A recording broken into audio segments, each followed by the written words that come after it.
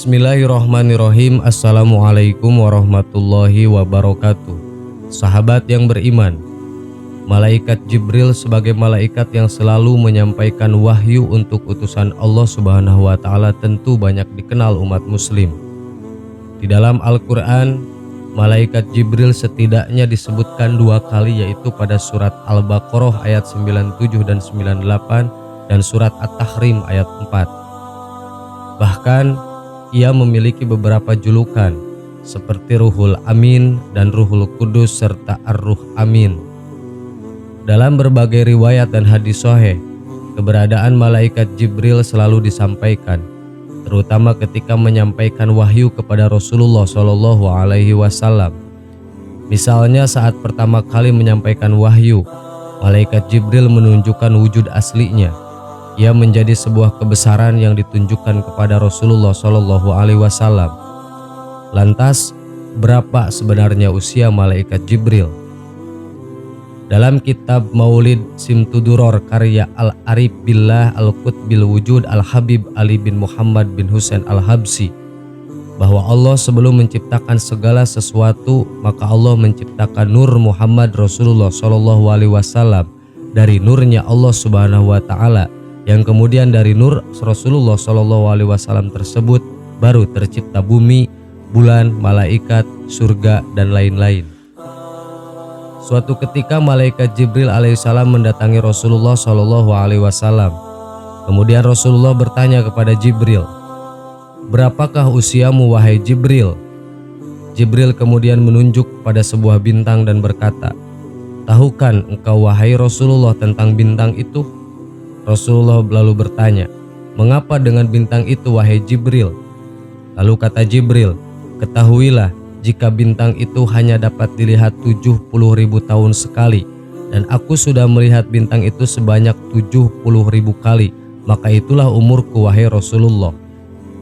Kemudian Rasulullah bertanya lagi dan berkata, "Tahukah engkau siapa atau apa bintang itu?" Lalu Jibril berkata, "Hanya Allah dan Rasulnya yang mengetahui." Rasulullah pun menjawab, "Ketahuilah bahwa bintang itu adalah aku." Berdasarkan cuplikan percakapan itu, maka secara hitungan manusia dapat disebut jika usia malaikat Jibril saat terjadi percakapan dengan Rasulullah ketika itu adalah 70.000 dikali 70.000, yaitu 4,9 miliar tahun. Namun itu hanyalah hitungan manusia, sehingga yang maha mengetahui sesungguhnya adalah Allah Subhanahu wa Ta'ala. Selama menyampaikan wahyu dari Allah Subhanahu wa Ta'ala, malaikat Jibril selalu berwujud manusia, namun juga pernah menunjukkan wujudnya yang asli, yaitu dengan sekitar 600 sayap. Hal itu berdasarkan pada hadis riwayat Bukhari Muslim dari sahabat Abdullah bin Mas'ud radhiyallahu anhu, bahwa Nabi Shallallahu Alaihi Wasallam pernah melihat malaikat Jibril yang mempunyai 600 sayap. Hadis riwayat Bukhari dan Muslim. Fakta-fakta malaikat Jibril. 1. Bentuk. Bentuk asli malaikat Jibril tertuang dalam Quran surat Al-Fatir ayat 1. Allah Subhanahu wa Ta'ala berfirman, malaikat Jibril memiliki sayap dengan jumlah yang banyak. Bismillahirrahmanirrahim. Alhamdulillahi fatiris samawati wal ardi ja'ilil malaikati rusula uli anjihatim manshna wa sulasa wa ruba yajidu fi khalqi may yasha'u innallaha ala kulli syai'in qadir. Shadaqallahul adzim. Artinya, segala puji bagi Allah pencipta langit dan bumi, yang menjadikan malaikat sebagai utusan-utusan atau untuk mengurus berbagai macam urusan, yang mempunyai sayap, masing-masing ada yang 2, 3, dan 4. Allah menambahkan pada ciptaannya apa yang Dia kehendaki. Sungguh Allah Maha Kuasa atas segala sesuatu. 2. Tugas. Malaikat Jibril dalam Islam bertugas untuk menyampaikan wahyu kepada Nabi Muhammad Shallallahu Alaihi Wasallam.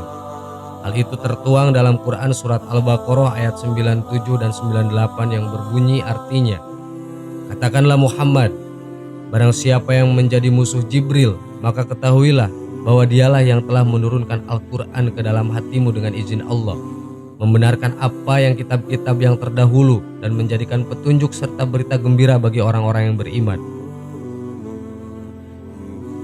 3. Diciptakan dari cahaya. Kisah penciptaan malaikat Jibril dalam sebuah hadis riwayat Muslim disebutkan dari sebuah cahaya. Bahkan bentuk fisiknya menutupi antara langit dan bumi. 4. Kekuatan Jibril. Malaikat Jibril memiliki kekuatan serta kedudukan di sisi Allah Subhanahu wa taala. Hal ini sesuai dengan Quran surat At-Takwir ayat 19 sampai 21. Artinya, sesungguhnya Al-Quran itu benar-benar firman Allah yang dibawa oleh utusan yang mulia yaitu Jibril, yang memiliki kekuatan, memiliki kedudukan tinggi di sisi Allah yang memiliki aras, yang di sana di alam malaikat ditaati dan dipercaya. Sahabat yang beriman, itulah tentang penciptaan dan tugas dari malaikat Jibril. Semoga jadi tambahan ilmu buat kita semua. Amin. Wallahu alam. Wassalamualaikum warahmatullahi wabarakatuh.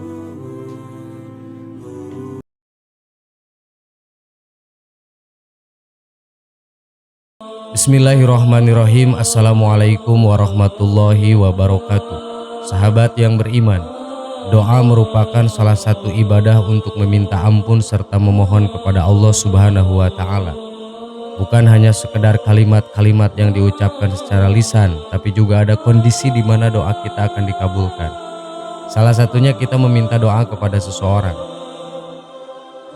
Doa merupakan aktivitas sehari-hari dalam beribadah yang bertujuan untuk memohon ampunan kepada Allah dan juga memohon sesuatu kepadanya. Namun permohonan kadang tak kunjung dikabulkan. Lalu apa alasan sebenarnya agar doa kita bisa diijabah dan dikabulkan oleh Allah Subhanahu wa taala? Terdapat beberapa syarat terkabul sebuah doa. Yang pertama yaitu mengikhlaskan doa tersebut untuk Allah Subhanahu wa taala, konsisten dan menjauhi kemusyrikan. Kedua, berdoa kepada Allah Subhanahu wa taala dengan sepenuh hati dan yakin bahwa doa kita akan dikabulkan.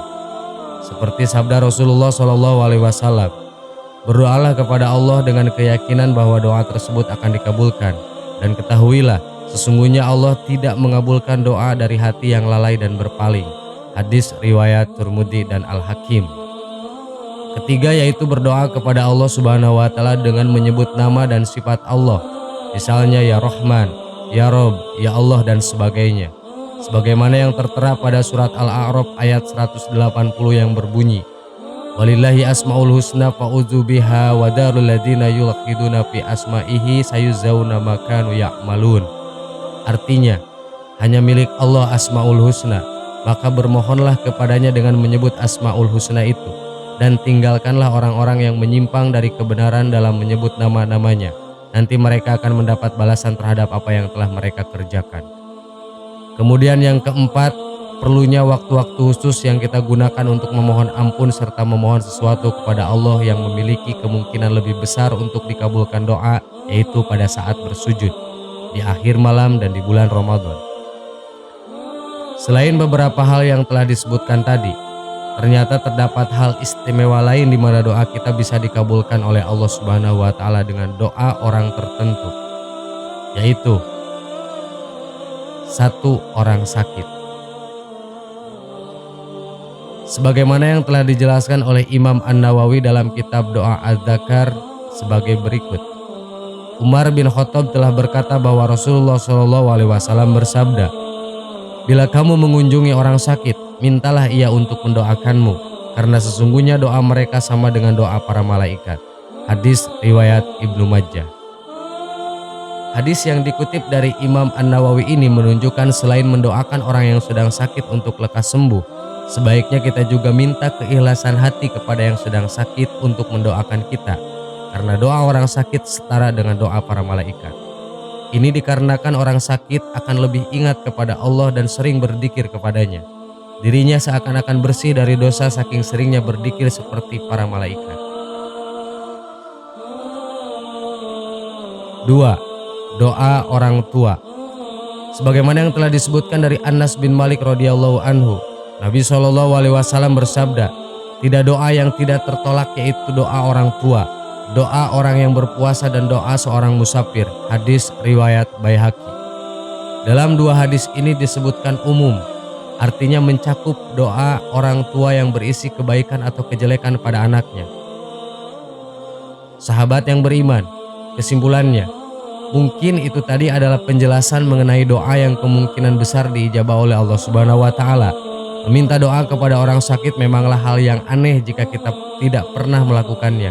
Karena di masyarakat kita sudah terbiasa hanyalah mendoakan yang sedang sakit. Namun apa salahnya jika kita meminta doa kepada orang yang sedang sakit? Semoga bermanfaat. Amin. Wallahu a'lam. Wassalamualaikum warahmatullahi wabarakatuh.